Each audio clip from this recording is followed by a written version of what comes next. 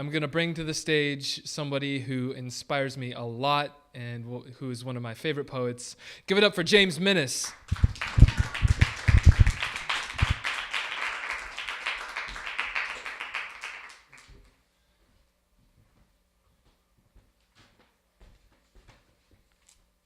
think I might try to stand after all.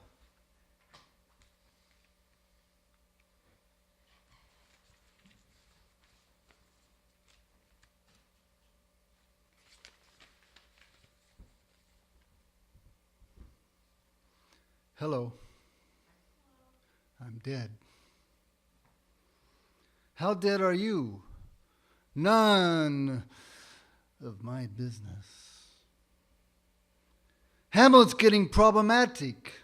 They're tolerating no sons, fathers, ghosts, interfering with business as usual.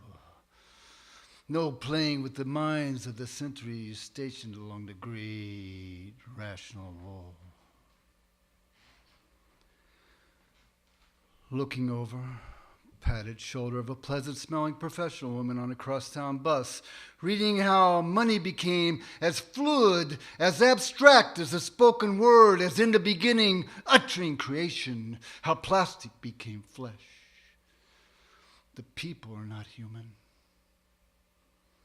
The people, a wave lapping a human shore, are no longer human.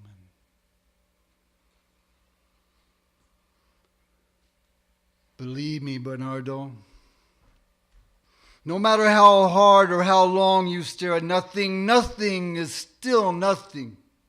Nothing shall appear there. And the shadow of the father of nothing is afraid of the chicken's husband and shrinks into dawn. Saturated with putrid lunacy. Trapped on a moon of treachery revolving around his mother's womb. Here I sit. Here I stand. Here I walk.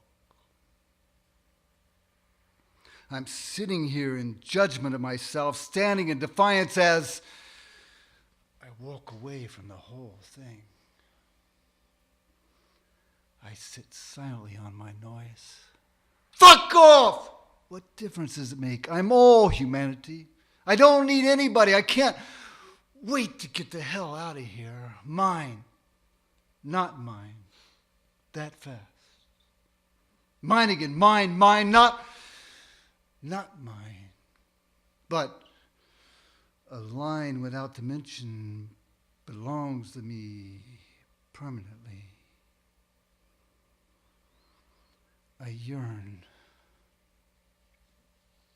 I have yearnings. No. They belong to themselves. But my intention remains my intention. As vengeance strangles the soul to remain a complete man. As greed eats the world to remain a complete man. I'm sick of retreating, sick in my lungs of retreating, sick of repeating myself and tired. Oh, shit. Perchance to dream black bears on Monday. His attempt to replace the inadequate character of his mother's affection, thrown back in his face by petty etiquette, rejected letters of love beyond bullshit. Before Claudius died, he laid an egg. Just as he too hatched from an egg, and his egg is there among all the other eggs, indiscernibly lost in the heap in which we incubate future. And I'm told I take myself too seriously, said the ego to the ego. Stomaching gracefully childhood friends turning against him, kissing his father's murderer's ass. Stupid, stupid, stupid, Goethe. What you call so unfit makes your Faust look a dirty old man bourgeois and adolescent. So they tied him to a chair to be analyzed by wimps. Chasing the shrinking being away from death. chasing his birth towards blaring trumpets, looking over exec's shoulder.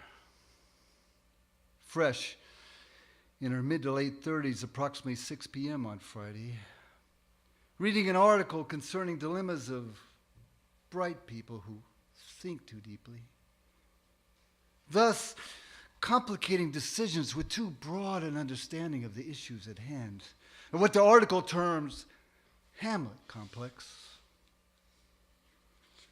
Show me the man woman to murder her, his father's, brother's, mother's husband at the beckoning of a specter while remaining a child of God. Callous thighs, hands of consciousness, dark arms, dark arms. Lifting jagged edge rock ridge of brow, crawling out from under logic. Groping, blinded by glare, touching sky. Discerning sun's faces features, light, warmth, radiation. Looking suicide frank in the face, but then turning from it to focus on removing the object of his hell.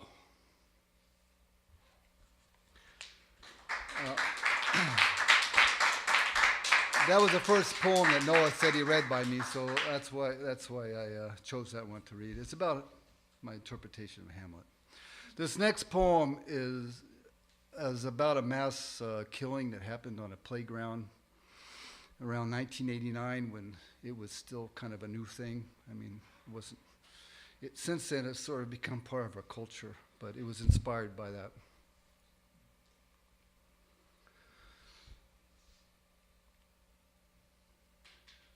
Threading Prometheus through the eye of Christ.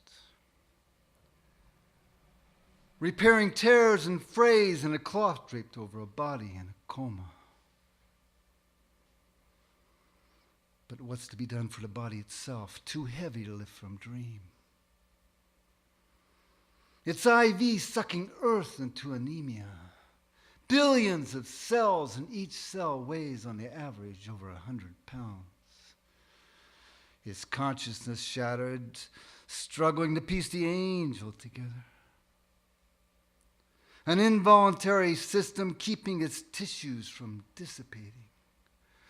A 26-year-old man in warrior garb shooting 40 kids on a playground in the heartland, killing 4 Cambodians and a Vietnamese, and then himself. Victory painted in white on the barrel of his AK-47. Shockwaves from distant earth, shaking serene out of serenity. Memories that convulse the mind. Mary had a little lamb. Fleece as white as sheet. God's not dead. God's in a hospital bed. He who is created in his own image is himself. He who created himself is alone with his image, which he can no longer recognize. The lightning separating from darkness again. That's okay. One returns from half-death to different deity, that's all. The same old faces, but different expressions. With the same old Cain returning from Abel, multiplied as ever. Murder propagates hundredfold like insects in the mind.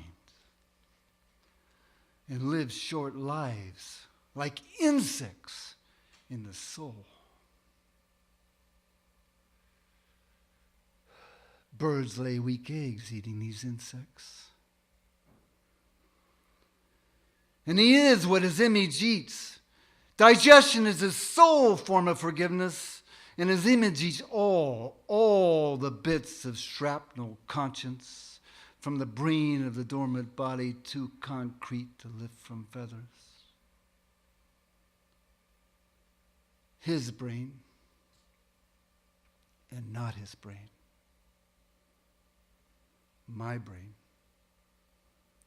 our brain, its brain.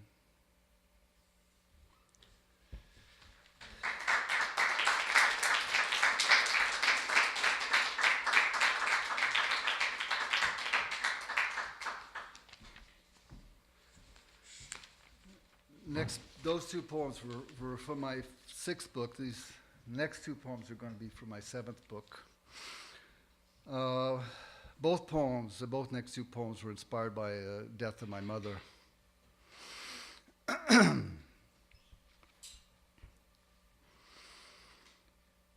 The kind of laugh that echoes off furrowed brows.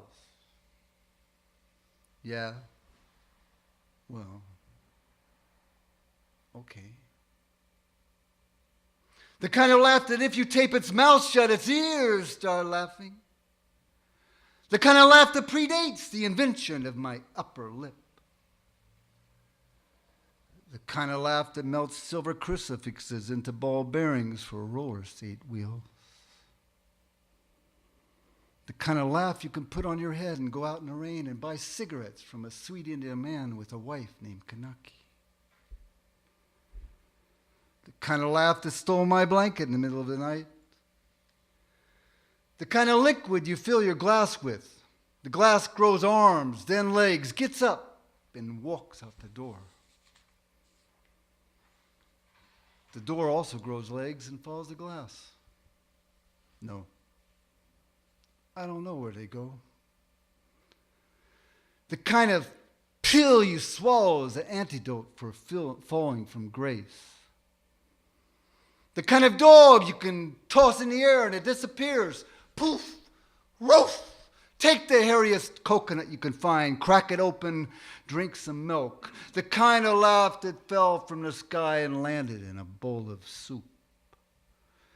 The kind of laugh that coughs up car keys to tubercular ignitions. The kind of laugh that sneaked into town under cover of night and kissed the man who was lying on the sidewalk. The kind of stomach that plays its own accordion. Take a bag of cement, carry it up 5 flights of stairs in 90-degree heat. The kind of hole that infects certain buckets. Take an antihistamine and lay a towel over your eyes. Dream of building igloos. That prolific genus of chuckle that uses my own larynx to laugh at me behind my back. The kind of laugh that blah, blah, blah, but blah, blah, blah. The kind of blah you can wrap and mail home to mom, who's just crazy about blah. And when she opens it 6 days later, it's as fresh as when you wrapped it. The kind of finger that threw a shadow on a sucking mosquito. On a fucking sucking mosquito. The kind of laugh that hung a diaper on an archetype.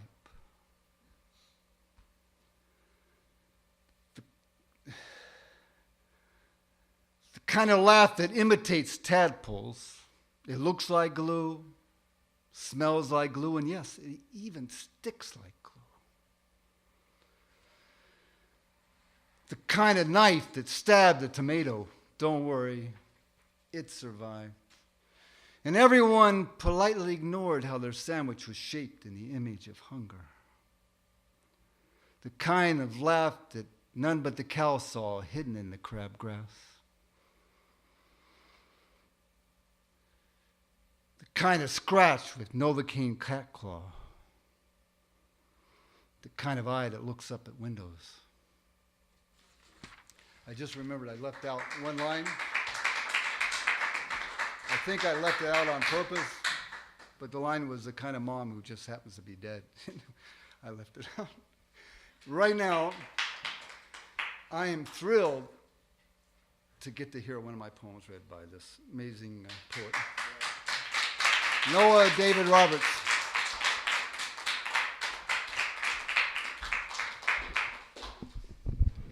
I'm so nervous. I just fell asleep in the mic. Don't be nervous. Okay, this poem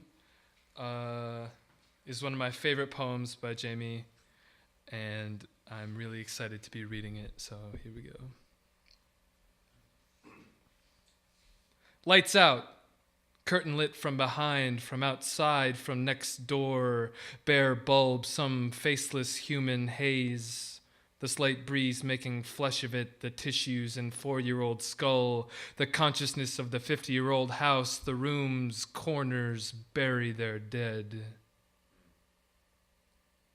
No, Jimmy, that's no ghost, that's nothing but cloth, behind which, waiting to jump me or embrace, imagining somebody's laughing at me somewhere outside there, sardonic, though not necessarily maliciously. Turn on the light, click. See? The laughter stops now. Shut the light, kid, and go to sleep, click. And sure enough, the laughter has stopped. And sure enough, the sun had stopped. Some bronco-busting demigod having somehow lassoed and tied it fast to a grave in Tombstone, Arizona. And there it hung, snorting, until, melting through dusk's rim, it dropped, dragging the corpse over the cliff and off into the sunset. Click, turn the light on. Click, turn the light off. Run my hand over its surface. Face of before, mouth that was, voice remembered. Are you certain? My hand is certain of something on either side of it. Click, on, click. Off, tug the string, and the curtain opens. To be is to predicate, purgatory, in other verbs isolated, as in Father, Father in heaven, to be 4 years old, staring through glass at the brightest star west of the river flowing south, where outlaws reign over the realm, extinction, asking God to make it blink at him, please, to prove you are, love and forgive me. It doesn't, of course. God is not petty, i.e., unless it blinks when I blink, he thinks, trying not to. Existence, for instance, like entering sleep, trying not to blink, a child of floor floating down prayer, dreaming of driving a tractor, the old Massey Ferguson overgrown with wasps, ragweed red and rusty, blacked and spitting, muffler, mother in hair, undone terror running beside, begging him to stop, please stop, you'll get hurt. Perhaps, Mommy, but cowpokes take pains straight in little glasses, tightening jaw, steering straight at concrete block wall, waking embedded in darkness, his star no longer distinguishable from myriad others added as he dozed.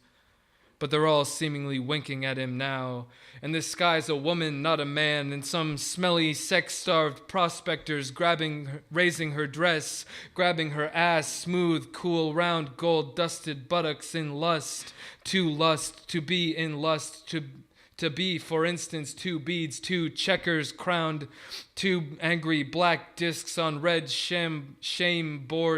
bordered squares, to ontologize mother's eyes, catching red-handed, stark, naked 4-year-old son in a large cardboard box in the backyard, and a cute yellow-banged neighbor's daughter. I'm a doctor, Mommy.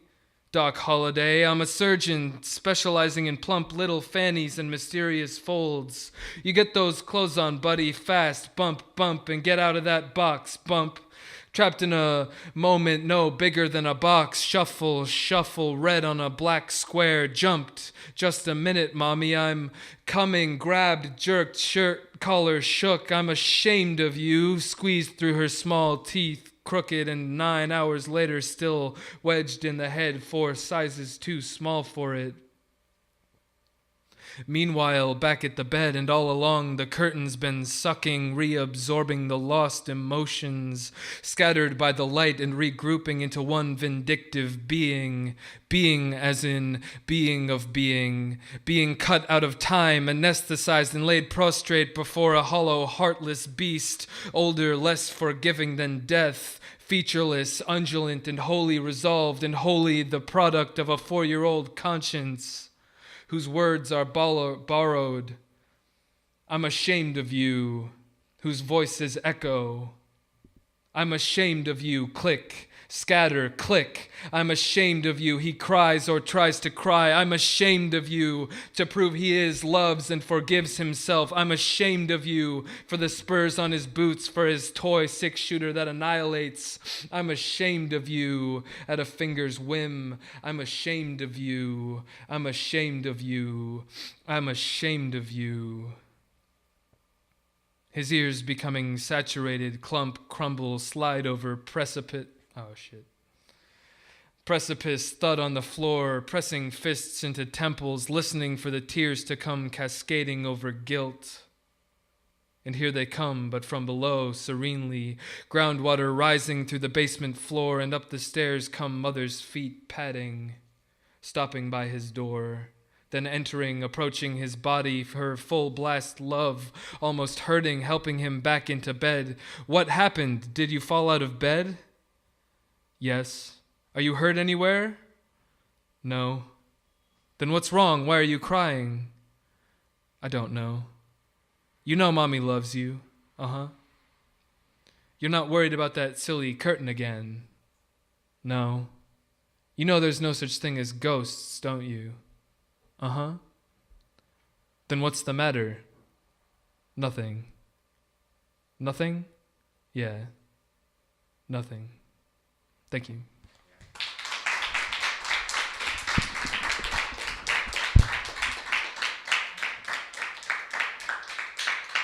I'm going to pass the mic back over to James Minnis.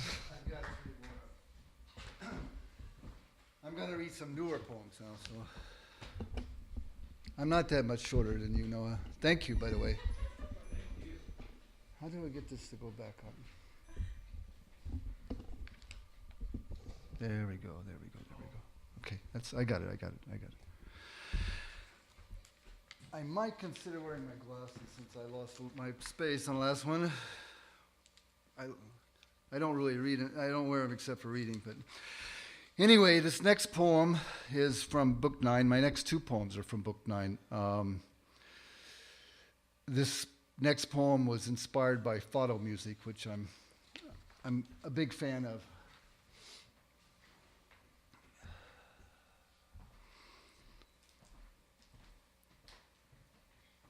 A broken covenant revealing the truth. A woman in the deep shadow of a phantom electron singing. My heart bleeding into the mouths of kneeling cells waiting for the irregular pulse of her voice. Her aggressive voice. Her warm human voice. Her birthing voice. My human ears, her crying truth, her clawing, squirming, shifting approximation, eventually breaking all its promises in order to feed the multitude of falsehoods that form my flesh. She sings. Cradles the truth and sings. Somewhere I heard this voice as a child, believed every word and never stopped believing. It's the only truth I bathe with my original tears. It's the only lie that eases my cramps. She picks me up from the floor and carries me to my bed, knowing I'm just pretending to be asleep. She justifies mortality for me, and sings of a chasm encircled by fragrant trees, overgrown with wild raspberries, draped with the fog of self-determination that sooner or later all myself stumble into, drunk from screams of falling plums. She laments my pallor and bemoans the shriveling reservoir of fantasy as I cough up stale embryonic fluid, clinging to the warmth of a terracotta stove, groping for the spoon that fell behind the couch, slurping translucent two-dimensional broth boiled from the bones of unnatural birds. She sings of the traumatized ghost of wolves who yelp after meteors and break their teeth on stones and bones of unnatural birds. She sings of the ones we all fear in our heart of hearts, our liver of livers, the ones with no father and no mother and no other, but with hunger enough for all three. The uncounted ones, the ochre ores of acidic flowers, the ones who dream in our heads, pricking our sleep with our own knives because they can't afford blades of their own. The ones who peel tubers with their eyes and then eat them raw with orphan fingers. She sings of the luckless, the backwards born, who mix their first breath with their last. Numbers on their wrist, numbers on their walls, numbers on their days, feeding on metallic food, puking forks, spoons, and knives, born with silent shrieks in their throats and tangled roots for sucking opioids, born with the enemy's blood in their veins, dying, bruised, tattooed, with orbital eyes. She sings of their prolonged journey into misery and sings of the insignificance of evil in the greater scope of things. She sings of the face of the inverted woman, the massive density of her pupils absorbing joy, the piercing nose, the black hole and moist lips kissing with the force of a city of snails, as finches drop like rocks from trees. Cherry pits turn poisonous. The grass grows gray and downwards in the clearing, and the beginning of the end marks the end of the beginning. She forewarns me of the palpable substratum of my belief system, how it will ultimately crush me. Her raw, empathetic contralto melting dread, and how I will yearn for the origin of her song as she takes me in her arms and soothes me with her tongue. She sings of the impossibility of proof. And with a predatory vibrato that soars on night air, pecking at the heart of naivety, she sings of love, of unattainable love, irrational love, numbing love. She sings to me of the plausibility of love and the possibility of kindness. As she opens a door where there was none before, entering uninvited, making herself comfortable in a corner of my being where even I am not comfortable.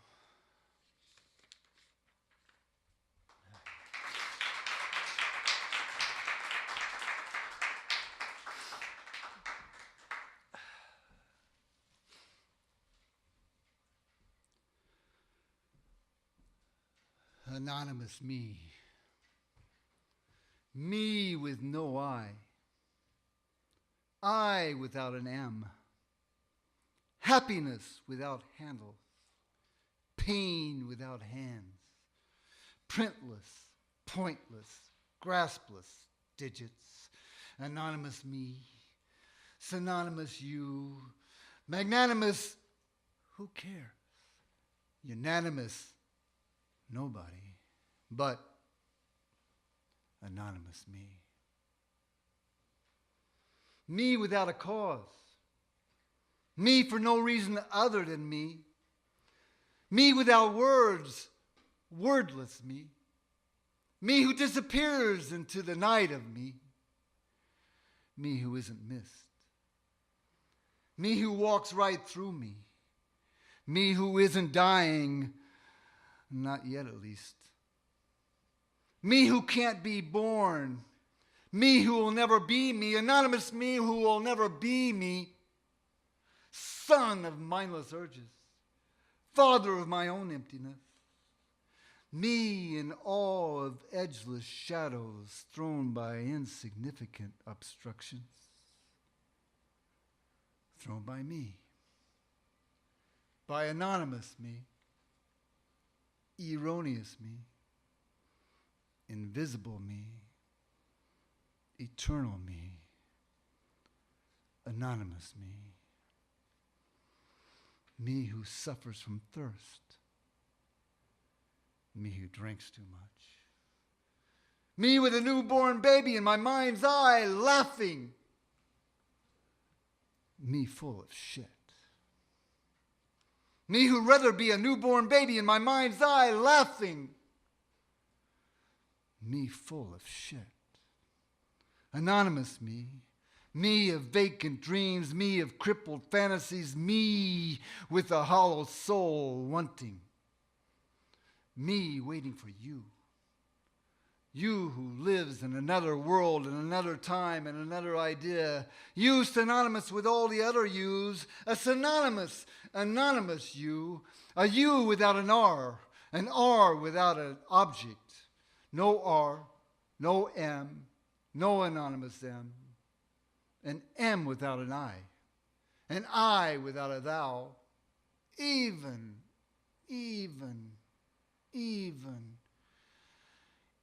without an anonymous thou.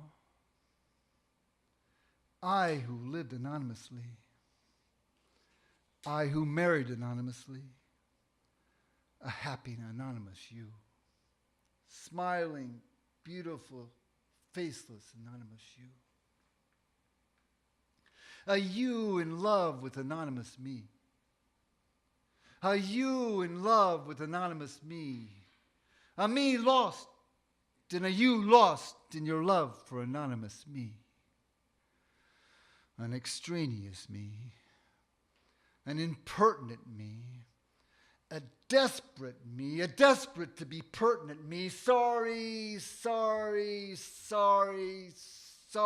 for something. For not enough nothing. For never enough nothing. Not now, not ever. No fucking anonymous way. For anonymous. For apologetic me who drinks too much. Dwelling in extraneousness. Dwelling in a quaint village full of thirsty extraneouses. A whole community of dead anonymouses and yet to be born anonymouses. But mostly never to be born anonymouses. Never to be something or anything but anonymouses. Never to appear above the surface of anonymouses. Impossible to be counted beyond the number one anonymouses. Anonymous one. Anonymous one. Anonymous one. Anonymous one with newborn baby anonymous ones in all their myriad minds' eyes, thirsty, laughing, full of shit. Anonymouses.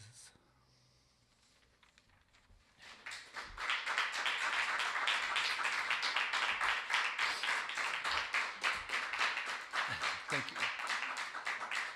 One more poem, and this poem is not finished yet. This poem, if it manages to survive, will be the first poem in my next book, my 10th book. And it's about the number 10 and about pain.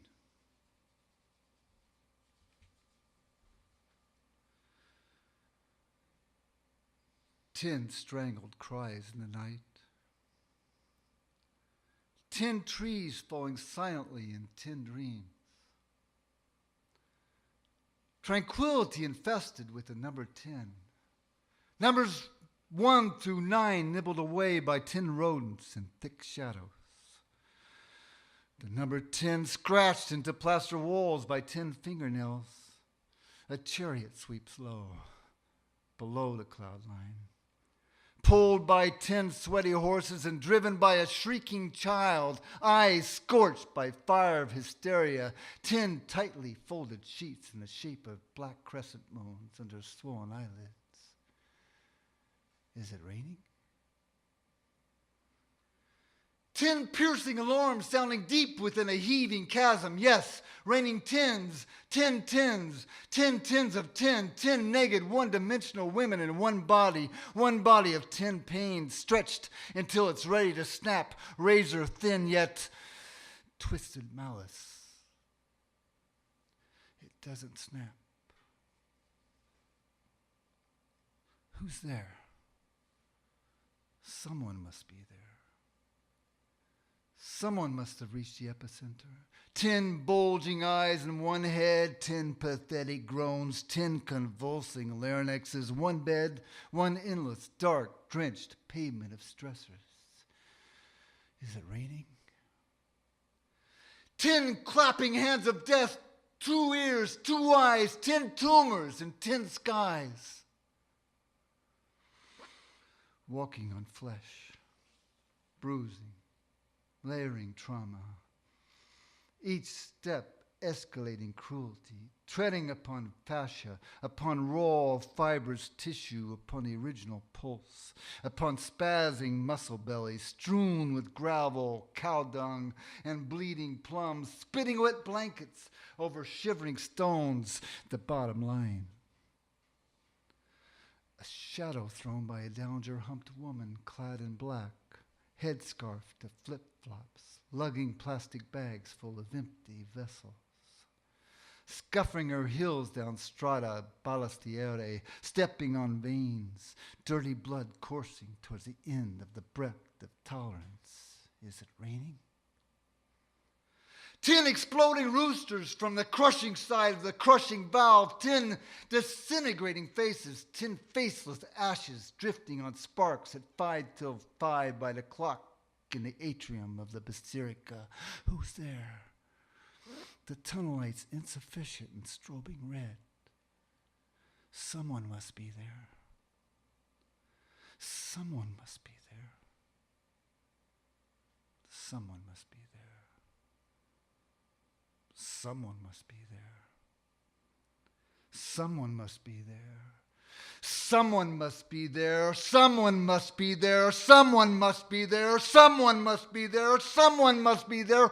Marching on bone, marching on crumbling bone. Who is it? Who's there? Marching on inverted miracle, marching alone on bone, marching where opioids are meaningless. The end has vanished into razor-thin air, breathing razor-thin air with piercing gratitude, with contorting tracheae, ripped mucosa, breathing razors, bone on bone. Is she transformed? Is she informed? Is there a scorching dawn of new normalcy? Is there a gaping hole to be found in her soul, a universally foul mouth to plug? The bottom line. The trembling tongue of a sleeping dog burrowed under an abandoned dump truck by the muddy Somish. A host of snake-like figures dancing through thin indifference. Through the stray dog's dream, writhing, twisted, wrung-towel empathy, dripping its thin, linear image, the bottom line in the blur of pulse, in the blur of pulse, in a throbbing cloud of contracting chambers, the bottom line. The 10-mile-long worm crawling through her pain, through the only way out of the room, with 10 sizzling suns and 10 darknesses, through her rain, through her pain, through her only exit, through her quaking ICU, through wherever her 10 is, the door with the number 10, an impossibly small hole, an amorphous mass of necrotic tissue. Go on. Get out of your rain, Carolyn! Caroline with a hole in your head, get out of your rain. Crawling over nerves, dragging worthless objects over exposed axons. Through the muddy core, human rain and human mud, 10 buzzers from 10 adjacent rooms, 10 billion crackling synapses, 10 blades of rain, 10 bodies to shred, shedding 10 layers of survival. Someone must be there. 10 exorcisms of grace, 10 collapsing spheres, 10 bells ringing in 10 holes and 10 skulls.